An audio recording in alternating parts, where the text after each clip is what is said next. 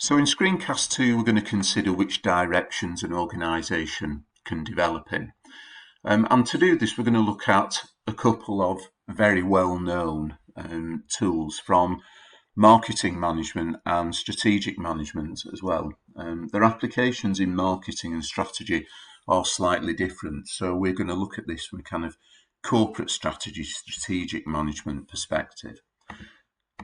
So the first tool that we're going to look at is something called the Boston Consultancy Group Matrix, or the Boston Consulting Group Matrix, and what we're really thinking about here are the actions which are at the head of this slide. So the strategic actions or decisions here are: when should we build and hold onto businesses that we're currently working on? When should we harvest? And when I talk about harvest in this sense means take the profits from this business and maybe invest them back into other areas of the business. And which areas should we divest? Which areas should we get out of? Which areas should we stop actually operating in? Because we don't think we can succeed in these areas, and the evidence that we've got on current performance is that we're not succeeding. So, to explain the Boston Consulting Group, it's got a fairly typical two-dimensional matrix here. On the left-hand side, what we can see as we move up and down the left-hand side is that we've got, and we would need to research, the annual real rate of market growth. So we'd be looking at industry sources of information. So, Mintel, Passport, Market Line Advantage, any market intelligence report. Or if your organisation isn't kind of subject to those kind of market intelligence reports, you might be looking at current participation rates and trends in those, or you might be looking at market forecasts for the growth of participation sports and what we think is going to be happening with those. So what we can see is here we've got a scale from low to high, and we've got a cell here for high annual rate of growth and a cell here at the bottom for low annual rate of growth. Okay, now the other thing, so that these are external factors really. These are industry and market conditions, aren't they? And what we can see is that, if there's a low market growth rate, that's probably going to be a bit of a headwind for your organisation or a threat.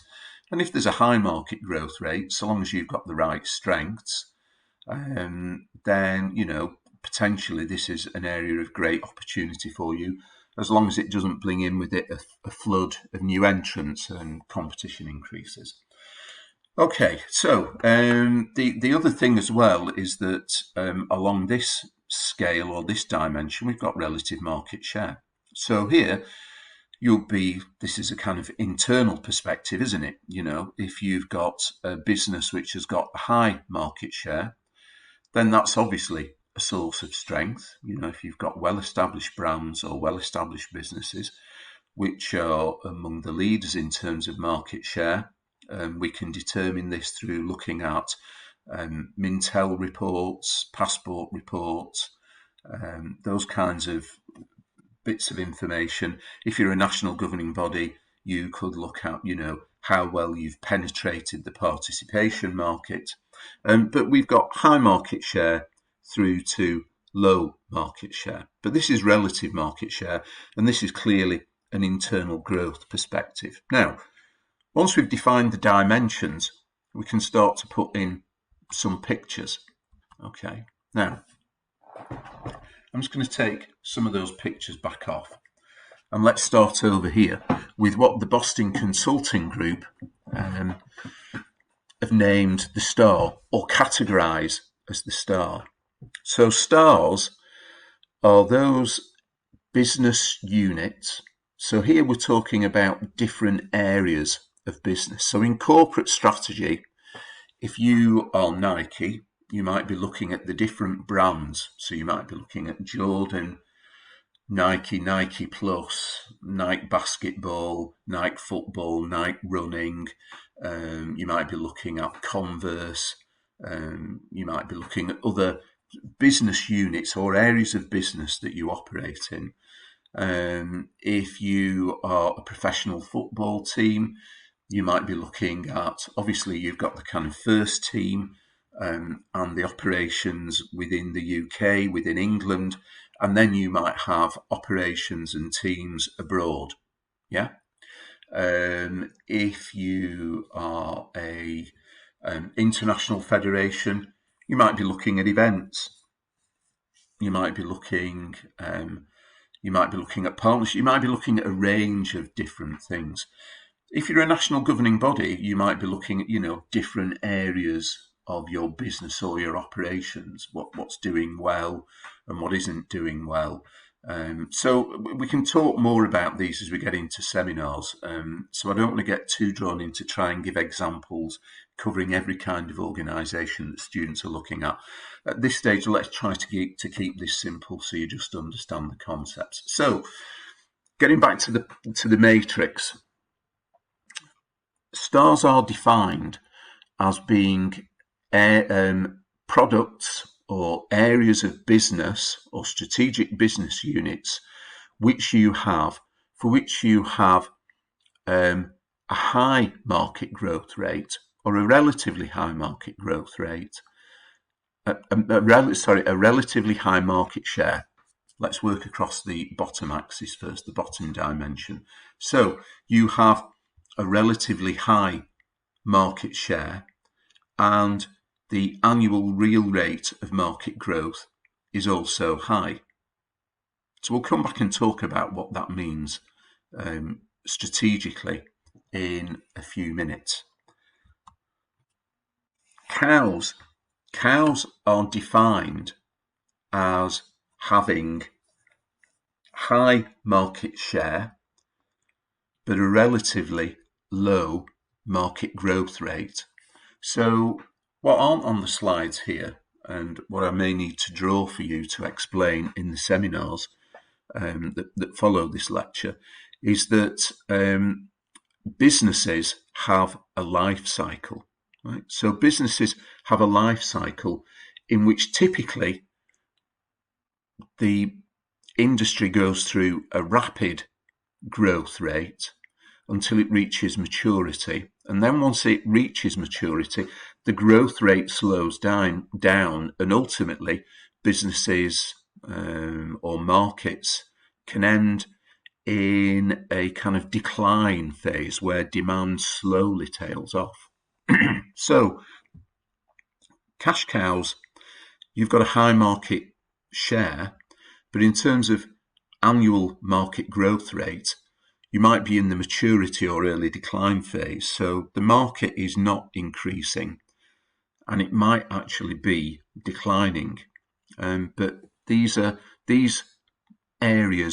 business areas are categorized on the Boston Consulting Group matrix, the BCG matrix, as being cows or cash cows. The third category that we've got here are question marks, and question marks are defined as there being high market growth rate, but you've got a relatively low market share. Now, maybe that's because you haven't got some of your marketing right, you haven't got your branding right, you haven't got the right strengths, and maybe you can overcome those with kind of care and investment. But equally, maybe you can't overcome those weaknesses, those issues, with care and investment. Maybe you can't turn around these areas of business. So question marks are those which you've got a dilemma. They're those business or those areas of business for which you have a dilemma. And your dilemma is, should we invest in this area of business and try and develop it into a star? Or should we kind of move out of this area of business? And this brings us to the fourth category, and these are dogs. And dogs are those areas of your business or those businesses that you have within your overall corporate portfolio where you have a low market share, and the real annual rate of growth is also low. So let's just dig into these a little bit more. So if we look at a star, then a star will generate a lot of revenue. Okay, it will generate a lot of revenue because the market is growing at a high pace. It's a high volume market. So your earnings are going to be high and they're going to be growing as well. So the dynamic is that they're going to be growing. These are products or industries in their growth phase where demand is still growing strongly. Okay. However, if we look at cash flow, what we can see here is that cash flow is neutral. Now, you might ask yourself why this might be. Now, if you were an organization, let's say you are a chain of gyms, and the market is growing, and you want to gain competitive advantage by increasing your market share so that you've got superior economies of scale, so that you've got a cost advantage, you are going to have to invest, and you are going to have to invest in building or acquiring new facilities out of which your gyms can operate. So this is going to require significant investment, and typically products in their early growth phase, although their earnings may be high, you are having to invest heavily into these. And so the actual cash flow might be neutral. They might not be making any money. Yeah. They might just, in kind of common business parlance, be washing their face. And washing their face means they're just breaking even.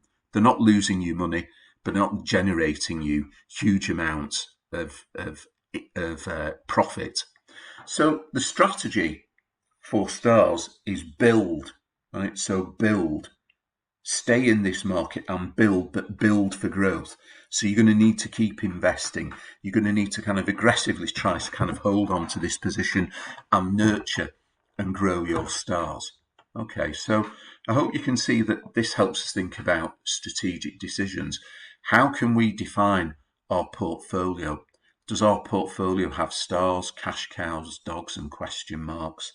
And if we have stars, then our strategy probably ought to be build, let's stay in this business, let's stay in this area of business, and let's try to build for growth because we think there's a good future in this.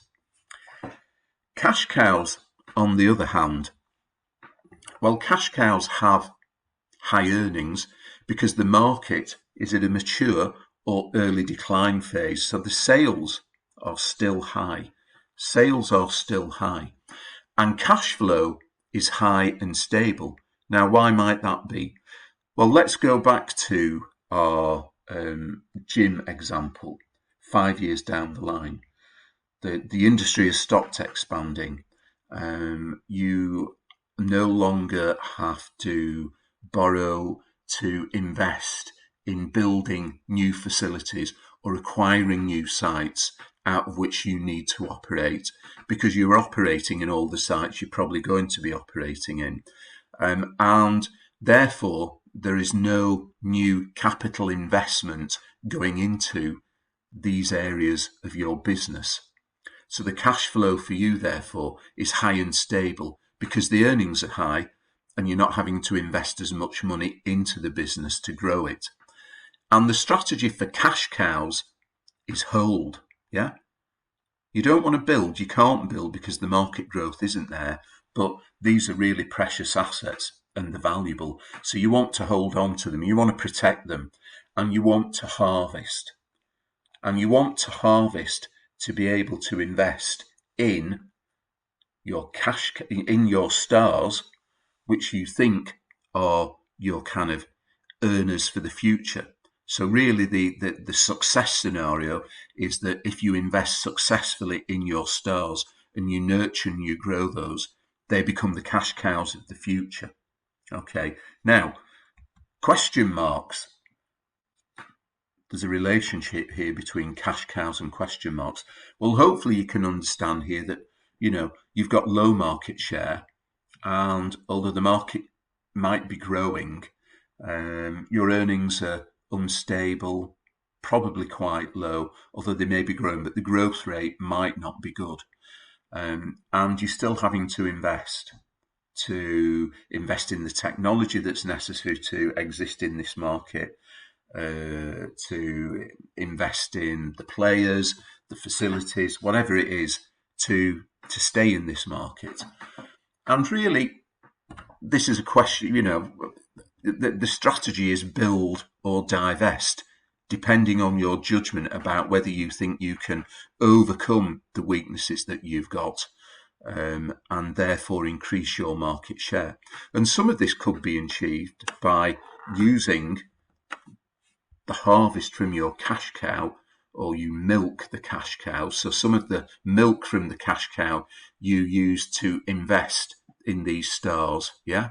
So you build, yeah? So a strategy for a question mark is you either build with the aim of turning it into a star, and remember, stars ultimately, the kind of success direction is that they will become your cash cows for the future, which will allow you to keep kind of investing in stars and question marks. Okay. And then finally, we have dogs. And for dogs, obviously, earnings are low and unstable, and the cash flow is neutral at best, or probably more likely negative, because dogs are probably in the decline phase. They're entering the decline phase, or they're in the decline phase of the industry or of the market. And your market share is also low. So the strategy for these is divest, move out of. So they're really what we have is kind of build and hold, harvest and divest. So build, hold, harvest, really they're about staying where you are. So building is kind of, growing and growing organically. Holding is protecting, and harvesting is kind of protecting and taking some of the profits out. What you can also see is that we've got, so build, hold, harvest, I would categorize the majority of those things as falling into stay in the business that we're currently in. And divest is clearly about get out of this business. So Ansoff Matrix gives us two of our three directions of strategic development: stay where we are and move out of. So it gives us two of those. The other thing that it gives us is it also gives us this kind of success flow, which is where we successfully invest in stars using cash cow money, yeah, to turn them into stars, and we kind of build our stars successfully so that ultimately they become cash cows. Cash cows over time, as the industry declines, will become dogs. So the success kind of direction within this matrix is this kind of anti-clockwise direction, which begins with stars, with question marks, and moves to stars and to cash cows and ultimately to dogs. The disaster scenario is that you don't successfully build your kind of stars. You don't successfully invest the money from the cash cow there, and that your stars end up becoming question marks, and you don't invest successfully in your question marks, and so that they become dogs, and you end up with a kind of poor looking portfolio. So even if you look at your SWOT analysis, an internal strength can be we have a good balanced portfolio with a kind of preponderance of stars and cash cows, or we have a weak and questionable portfolio with a preponderance of question marks and dogs. And quite often corporate strategy, where you kind of expand into new areas and acquire new areas of business, you can find that organizations can't invest in them successfully, and that we do end up in this disaster scenario. Okay, so that is the Ansoff. So that is the BCG matrix. The other really common tool which I want to show you is Ansof's matrix, or is it sometimes called Ansoff Growth Vector Matrix. So let's start on the outside of this cell. What this cell tells us is that this approach looks at two different dimensions. There's a products dimension and a markets dimension. And within the products dimension, we have existing products and we have new products that the organizations could develop. We also have existing markets that the organization operates in, and there are new markets that the organization doesn't currently operate in, but it could potentially move into. So, what this says is that organizations that are seeking to grow and succeed have 4 basic strategic options, which are defined by these 4 cells here: existing products and new products, and existing markets and new products. Now, let's start off with existing, and this really links closely to the cash cow and star situation and question mark that we actually had from the BCG matrix. So what we've got here is that, some organizations, for them, it will be the right strategic decision to actually protect and or build on their current position within their existing markets and with existing products. Now, some organizations will be able to achieve their growth objectives. And when I talk about growth objectives, I might be talking about their financial performance objectives, or I might be talking about their participation objectives, or their elite sport objectives, or their win objectives, by staying where you are and protecting and getting better at what you are currently doing. And in strategic management terms, these are kind of called retrenchment strategies, consolidation strategies, and market penetration strategies. So retrenchment might be in a situation where you find yourself probably with more threats to your current position than opportunities, and possibly with not the right mix of strengths that you might want. And therefore, what you need to do is you just need to protect your position. Yeah.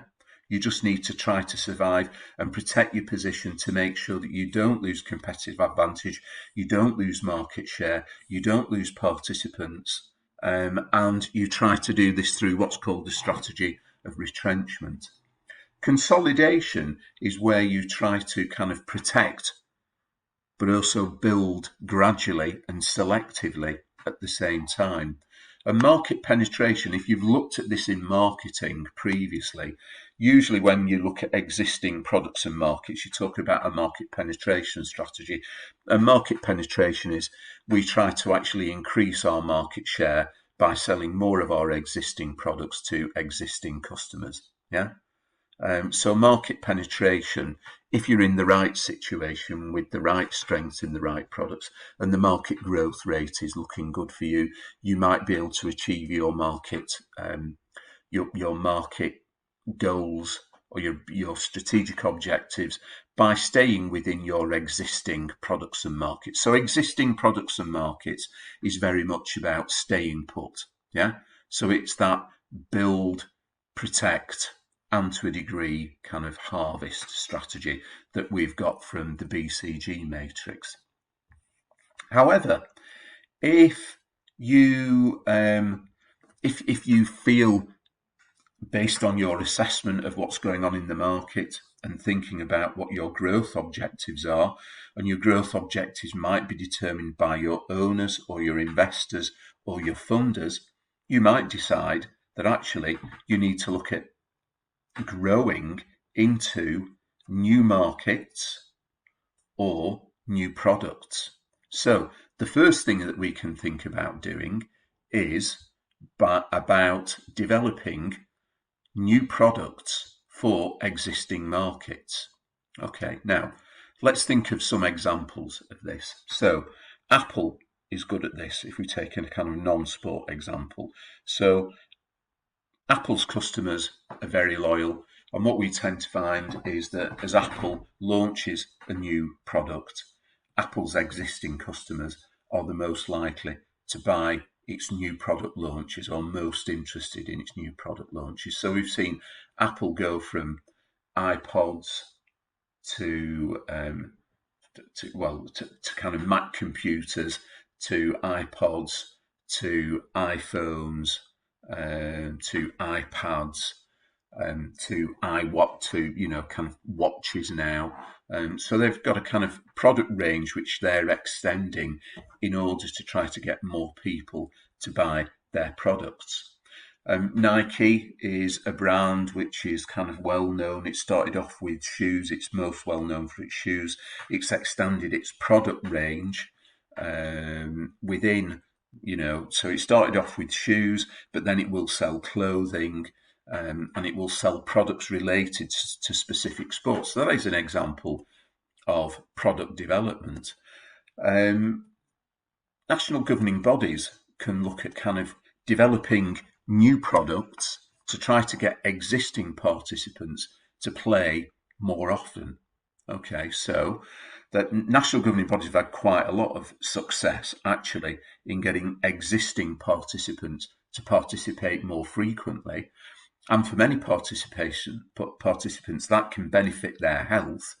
But the challenge for national governing bodies is getting new markets to actually engage. So what kinds of examples have we got? So swimming, we saw that, free swimming was an example of a product development, if you like, which tried to remove the price barrier. A lot of the evidence from the evaluation of that is that that actually encouraged people who already swam to swim more often. If we look at golf, so some people are looking at golf within this, then night golf is an example of a product which is a kind of product development. So there are companies out there which operate night golf, and if you don't know what night golf is, you play golf with a luminous ball, and there are luminous kind of sticks which you put in to mark the fairway. There's a luminous kind of flagpole. The greens may be lit up in some way. So that really what you can do, and if you're from outside of the UK, you might not think the weather's great to play golf, but one of the big issues which limits demand for golf in the winter time in the UK is the very short daylight hours that we've got. So by extending that, then we can increase, the number of golf rounds that we have. But that tends to attract people who already play golf. Okay, so there are some examples, and as we get into seminars, we can talk more about these examples for you that might be relevant to your kinds of organisations. Now, if new product development doesn't get you success, and certainly for national governing bodies have been good at coming up with products and product development, but there's limited evidence that they've actually been successful in tapping into new markets. The non-participants are the low participants. So market development includes tweaking your existing products, maybe slightly repurposing them for a new market. So this is a classic example. I give it every year. You'll be far too young to remember this, but Lucozade is a well-known sports energy drink, and that's what it's consumed as. But a long time ago, when I was a young boy, Lucozade was developed as a kind of pick-me-up tonic after you'd had flu. Yeah. So if you were run down, if you were getting over flu or an illness or the measles or something or COVID-19, yeah, if you were run down, it was an energy drink to build you back up, to give you energy, and it was promoted and marketed as such. Now, coming to the 1980s, and Lucozade looked at this and they signed up a sponsorship deal with an athlete in the UK, certainly called Daley Thompson. And Daley Thompson, if you don't know who he is, was a gold medal decathlete at the Olympics, the 1980 and the 1984 Olympics. He was a very well-known sports person within the UK at the time. And through TV advertising and endorsement, they kind of repositioned through marketing and through not really changing the product, but tweaking the way it was marketed. They repositioned it as a sports energy drink. And it was sold to an entirely different market. So instead of being bought by mums and grannies as pick-me-ups for kind of ill kids, and what I really associate Lucozade with is my grandmother bringing it round to me after I was getting over the measles, and it being packaged and presented totally differently. So it was repositioned from that to something that was totally different. So they extended its market. It was also at that time sold as a kind of pick-me-up for getting you better, but it was extended. It was market extension into new segments, people who view and buy this in a different way, new uses for your product. This can also include geographic expansion. So the expansion of English football clubs into overseas territories to sell their existing products to new geographic markets, because the UK market, the existing market, is saturated and there's no more growth to be had in that market. The domestic supporters have given you as much as you can, then you need to actually develop into new market segments and new geographic territories. So we can see this in this way as well. So companies who are looking to expand geographically, we can see that as kind of existing product for new markets, market development strategy. Okay, now what we can see is that both kind of product development and market development involve new, yeah, but there's also an existing element in there, yeah. It's existing products or existing markets, yeah.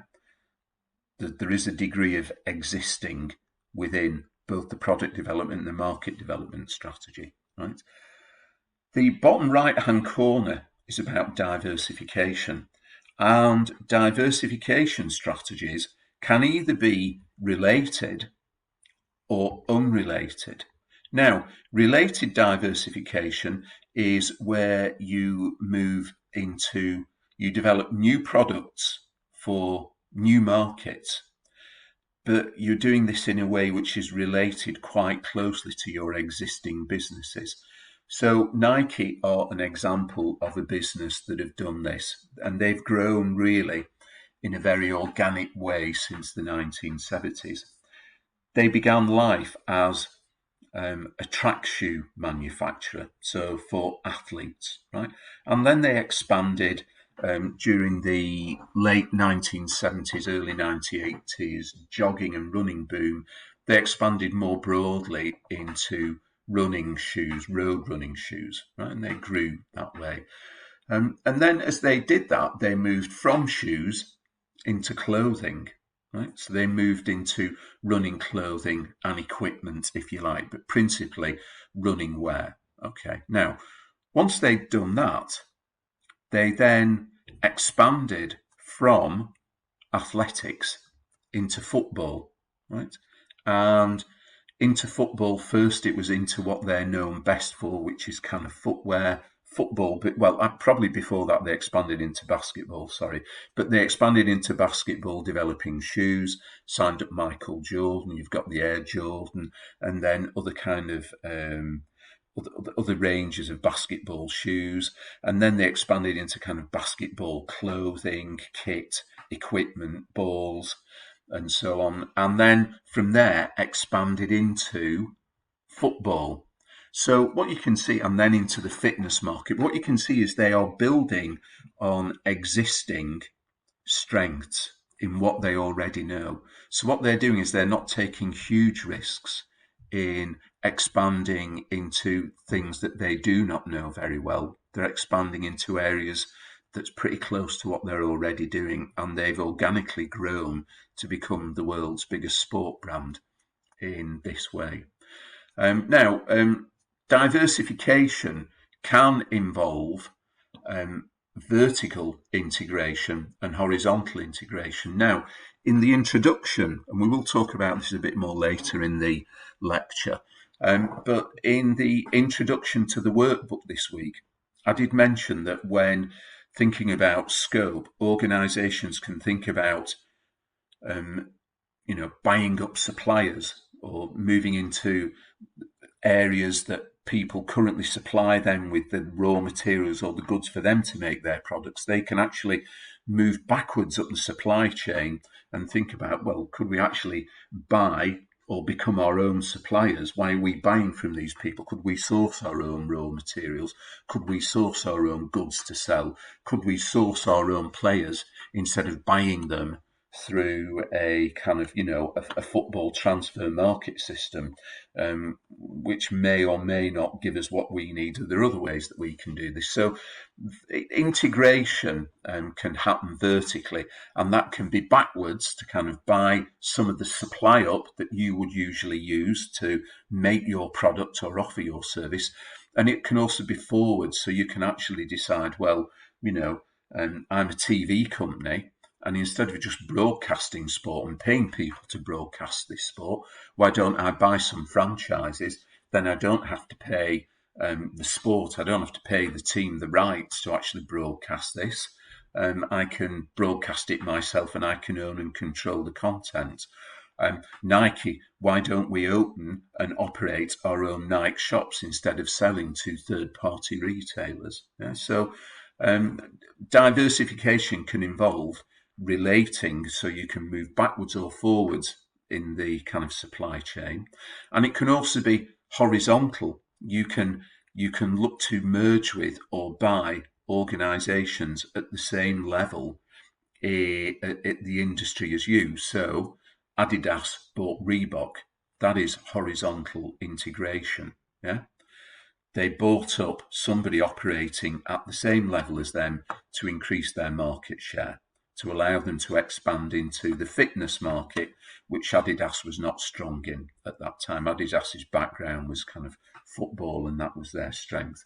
So buying up Reebok allowed them to diversify into the health and fitness market, and diversify quickly rather than organically by developing it using their own internal systems and processes.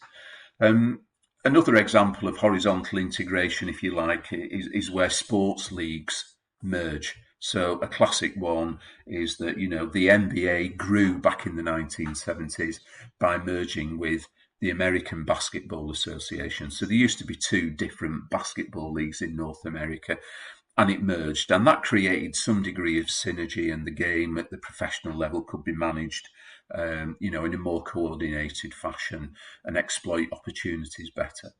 Now, the other area of diversification is unrelated or conglomerate diversification.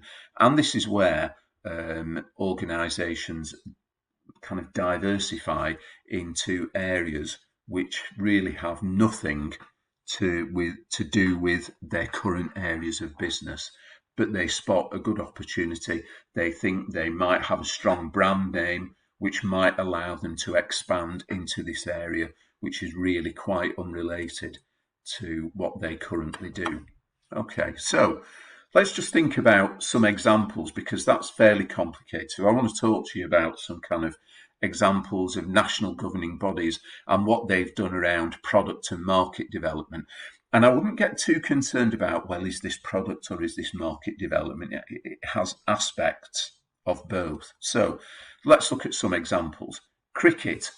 So cricket is an example of a sport linking over to the economics modules or work that you might know about economics, which says that, time is in short supply and people are busier, they have less leisure time. So let's develop games which are quicker and more fun to watch and more fun to participate in. So Last Man Stands is a kind of is an initiative in Australia and in England, and it's a bit like quick cricket. It's a shorter form of the game, which is easy to watch. We've got, so that's a kind of at the elite level, if you like, and we've got kind of, the same kind of short order format in England now and in other countries. It might not be called last man stands, it might be called other things, but it's a kind of quick, shorter form of the game. We've also got other examples of participation events. So we've got Park Run, which has been branded, and Run England or England Athletics have created a separate brand to kind of operate Park Run, which has been a big success for them in terms of increasing participation, generating participants. And that's been branded by Run England. To some extent, I think that's, England Athletics jumping on the back of something which is bigger than them and branding it, but they've been able to claim that as a success for them, which has allowed them to generate more revenue from Sport England.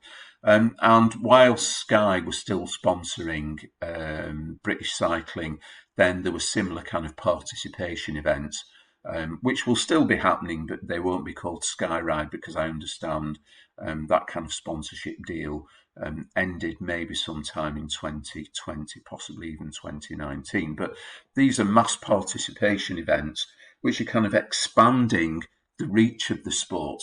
Now, quite often, these things are just getting people who already run or who already cycle to take part in these kind of events as an additional participation and as fun. But also this will pull through some people who currently don't participate, and it will give them a target and it will allow them to kind of begin their participation. But from an NGB point of view, the general criticism is that national governing bodies have been able to pursue product development, i.e. getting the people who already participate to participate more often than they have been able to pursue market development strategies, i.e. strategies which are successful in getting new segments, new people to actually participate in sports and therefore increase overall participation levels. But some products that national governing bodies, where national governing bodies have been successful, is that, England and Back to Netball has been a relatively successful strategy for them. And this is where, the premise behind this is that netball is the sport which girls and young women are most likely to play through the English and the British school sports system.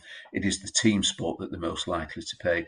It's got the most exposure, so most of them are likely to have the basic physical literacy, the consumption skills to be able to play netball, and that there is a high level of latent demand, therefore, for netball.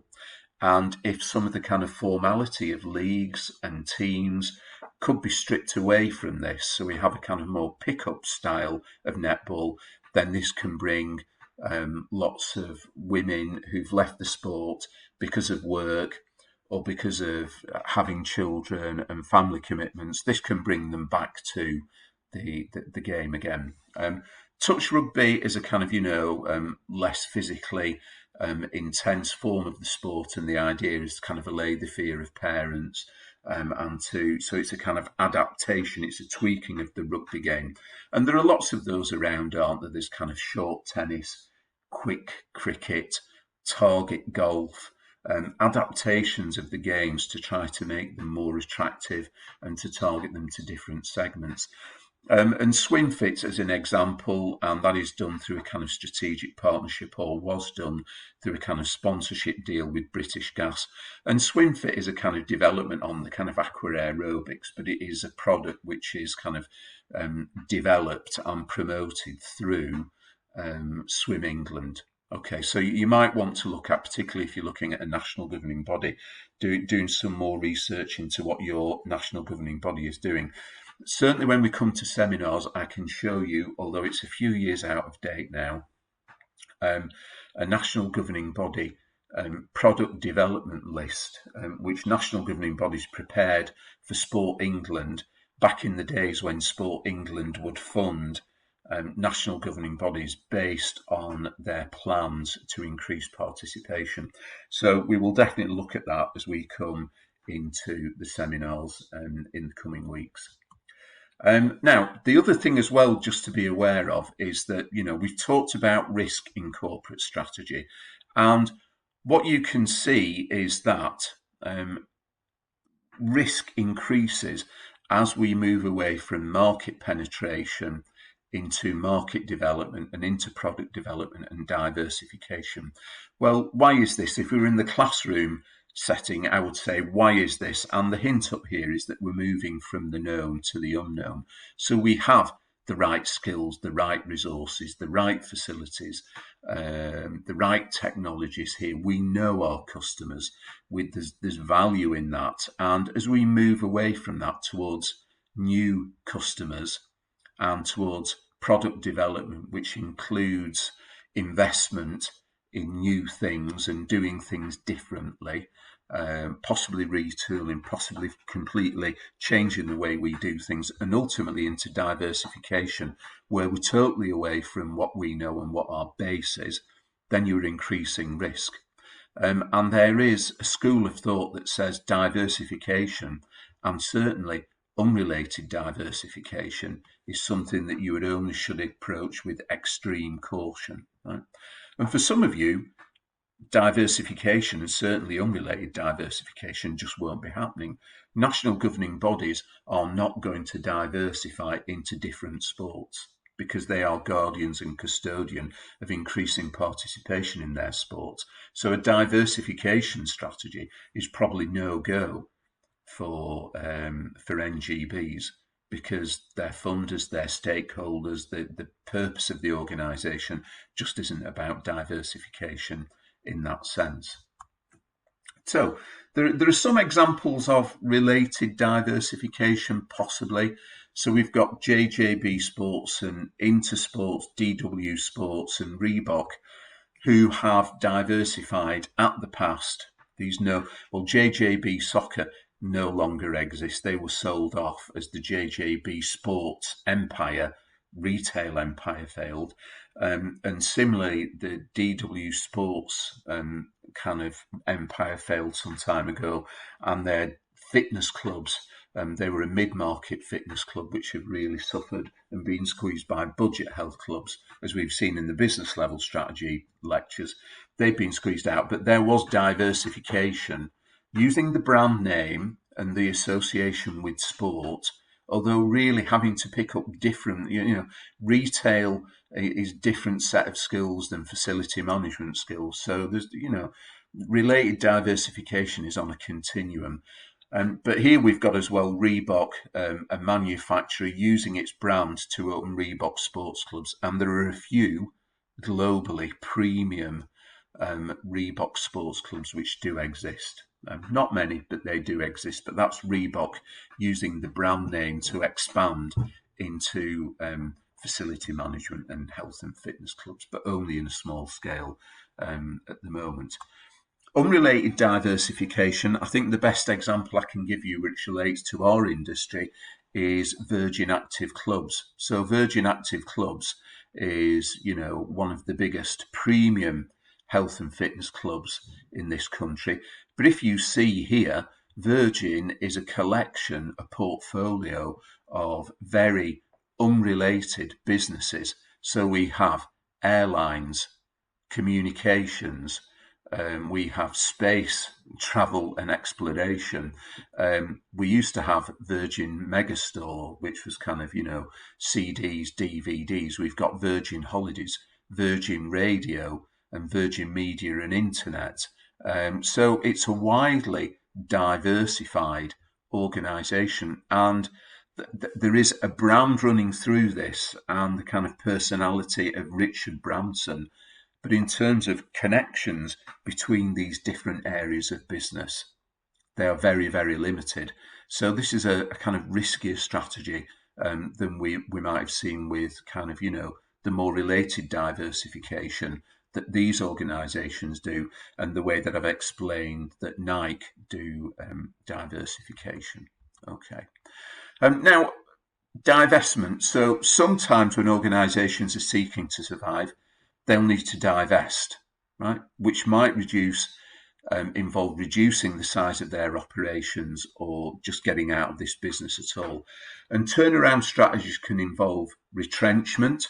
And retrenchment is where you kind of pull your horns in slightly and you start to withdraw from some areas of business, sell off some areas of business, look for other people to take on other areas of business, outsource or license off to other people some areas of your business, but retain a core business which you think you can then grow from. So this is a bit of kind of build. This is a bit of kind of protect and turn around. Other things are you divest, you start to sell off bits of the business, and ultimately, if you're not able to divest, you just liquidate. And liquidation is the kind of last option because you're just selling off the physical assets of the business. You are not selling on the order books, the brand names, in the same way that those have actually gone and don't exist anymore. I've talked about, and I don't want to speak to you too much about this because I don't want to extend too long the length of this screencast. When we're talking about scope of operations, we can also talk about backward, forward, and horizontal integration. So within your supply chain, you can look at things like forward integration. So acquiring a business later in the supply chain. So a manufacturer buys a retail. So Under Armour opens its own Under Armour shops, or it buys Foot Locker in order to be able to better sell and push its own products. So it moves into retail. Acquiring a business, so backward integration is acquiring a business operating earlier in the supply chain. So a retailer buys a wholesaler. So Nike bought the company that used to manufacture its air sole, the kind of air inserts for those. And horizontal integration involves acquiring a business at the same stage of the supply chain. So a manufacturer buys a competitor. Adidas buys Reebok. A chain of gym merges with another chain of gyms. And you see that happen a lot at the minute within the gym industry. So if you look at any of the leisure or sport press, you will see examples of this. Yeah. And also, we've got kind of football clubs acquiring football clubs overseas. Why are they doing that? Well, we can discuss the kind of rationale for that in seminars, but that's an example of horizontal integration. Okay, so this diagram just does try to explain some of that, but let's just talk about some examples. So Adidas, a number of years ago, bought Reebok. Now, so what are some of the reasons of trying to buy Reebok? Well, expanding into new area of the market, yes, but also by using Nike's manufacturing prowess, its research and development prowess, also invigorating Reebok and improving its performance, making it more efficient, creating a degree of synergy. Now, the reality is, if you look in the press, consistently there are rumours and stories that Adidas has never been happy with the performance of Reebok, and it is looking to try to sell the business on. Yeah, it's never been able to generate the synergy. It's never been able to be a good corporate parent to Reebok to really make it perform as well as it wants to. But the issue is it can't sell it for the amount of money it wants to sell relative to the amount of money it costs them to actually buy the business. So they kind of lost it. They're almost in negative equity, if you like. With Reebok. So Reebok and Adidas is an example of horizontal integration. Vertical integration forward. Now, if you're from a country outside of the UK, there might be lots of Nike stores selling Nike goods in your country. In the UK, that's not really been the model, but Nike has integrated forward to a degree and does own limited outlets. So it's got kind of high street presence through Nike Town in the UK, but only a small number of sales.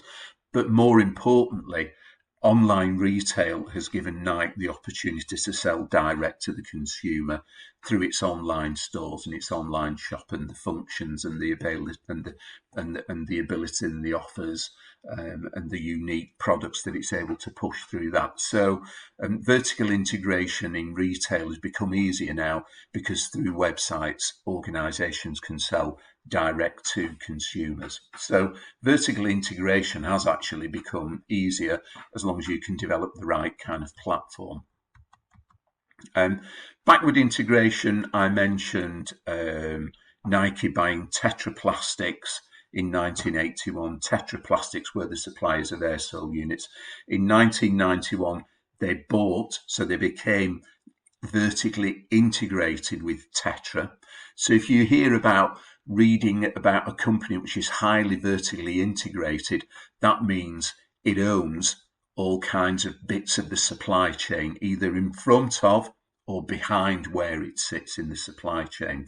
And it was renamed Nike IHM after 1991. So why did Nike want to do that? Well, so that they could be sure of the supply, so that they could exploit the knowledge within Tetra, and so that they could stop Tetra selling on its expertise and its products to any other organisation. So their efficiency and protecting what they could do were real motivations, and those are motivations for kind of backward vertical integration, to ensure your supply, to stop other people getting access to your supply, and to improve the efficiency by bringing them within the organisation, in which they can be managed to the benefit of your organisation. Other examples of vertical integration. So Cablevision, the UK broadcaster, owns Madison Square Gardens. It also owns the two franchises, the two pro sport franchises that play out of Madison Square Gardens, in the Knicks basketball team and the Rangers hockey team. So this allows them to kind of, content package, package content, and merchandise and market Madison Square Gardens and the Knicks and the Rangers in ways that are kind of different than if they weren't part of this vertically integrated Cablevision organisation. The Sun Group and DEN Network cable broadcasters in India own various Indian Super League franchises. Bally fitness clubs used to own Life Fitness Equipment, the equipment manufacturer. They used to lease equipment from them, but actually thought, well, actually we could buy and therefore reduce the leasing cost that we've got. People don't know about this so much, and it's not that well written about, but back in 1999, B-Sky-B, as it then was, bid to take over Manchester United. And that bid was actually accepted by the Manchester United board, but rejected by, within the UK, what was then called the Monopolies and Mergers Commission, and it's now called the Competition and Markets Authority, the CMA, and they said that there would be a clear conflict of interest between Rupert Murdoch being the owner of B-Sky-B and Manchester United, and that it could kind of affect fairness of games and scheduling of games and so on. And a lot of this, one of the earliest examples I can think of this is Kerry Packer's Cricket Revolution of 1997. Now, Packer was a TV he owned his own kind of TV network, and he bid for the rights in Australia to broadcast professional cricket, and I think principally the Ashes tour, probably of 1976 or 1977. He didn't win the rights to do that, so what he did is he poached players who were playing for England, India, Pakistan, West Indies, Australia, New Zealand, the major cricket playing companies at the time, poached players to create his own team, his own league, which he was then able to broadcast on his own TV network. So that actually is one of the earliest instances of that. And just so we can look at this, so Manchester United, back in the late 90s, actually agreed, the board of Manchester United accepted a £623 million bid from Sky B to own them. So they would have been a bit like Cablevision in New York, or the Indian cable businesses and broadcasting businesses who actually own a sport business, but that was thrown out in the case of England. So that kind of vertical integration within professional sport and broadcasting within the UK, certainly when it was last tested in a big way, was thrown out as far as I'm aware. So that's been a fairly long discussion of kind of strategic directions. I want to finish off with a fairly short screencast, which is going to be the next screencast, which is going to look at methods of direction.